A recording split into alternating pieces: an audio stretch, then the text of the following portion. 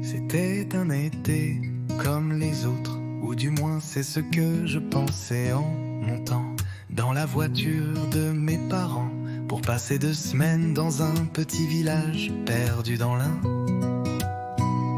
J'avais 13 ans, l'âge où tout semble encore possible, mais ces vacances ne m'enchantaient pas.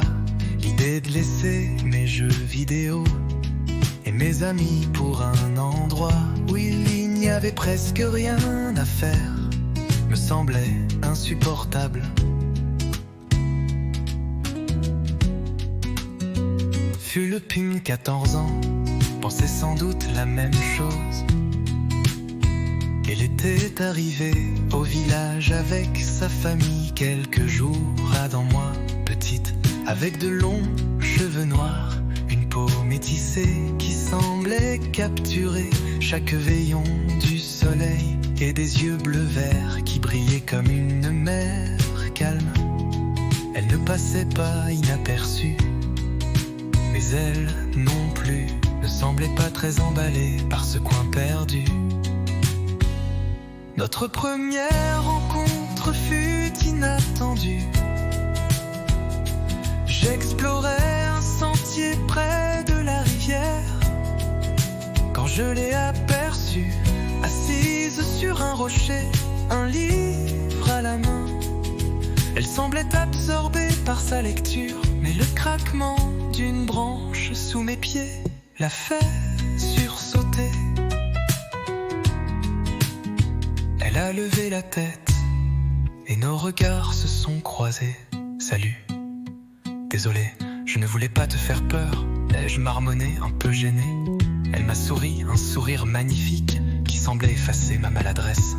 Ce n'est rien, a-t-elle répondu calmement avant de replonger dans son livre. Je suis reparti, mais son visage est resté gravé dans mon esprit. Les jours qui suivirent, nos chemins se croisèrent à nouveau. Au marché du village, à la fête organisée sur la place, ou encore au bord de la rivière. Peu à peu, une amitié s'est installée entre nous. Chaque moment passé avec elle semblait hors du temps. Le bruit des vagues, le parfum des fleurs sauvages, et même le vent dans les arbres semblait ralentir pour nous laisser profiter de chaque instant.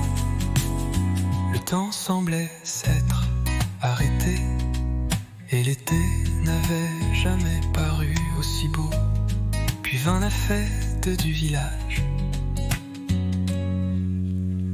La place était animée, des guirlandes lumineuses illuminaient les maisons anciennes. Une musique entraînante résonnait, et les rires des enfants remplissaient l'air. Philippine et moi étions là, mais nous ne dansions pas. Viens, on va un peu plus loin, m'a-t-elle dit en tirant doucement ma main. Elle m'a emmené vers une vieille fontaine en pierre, un peu à l'écart, l'eau coulait doucement, et les guirlandes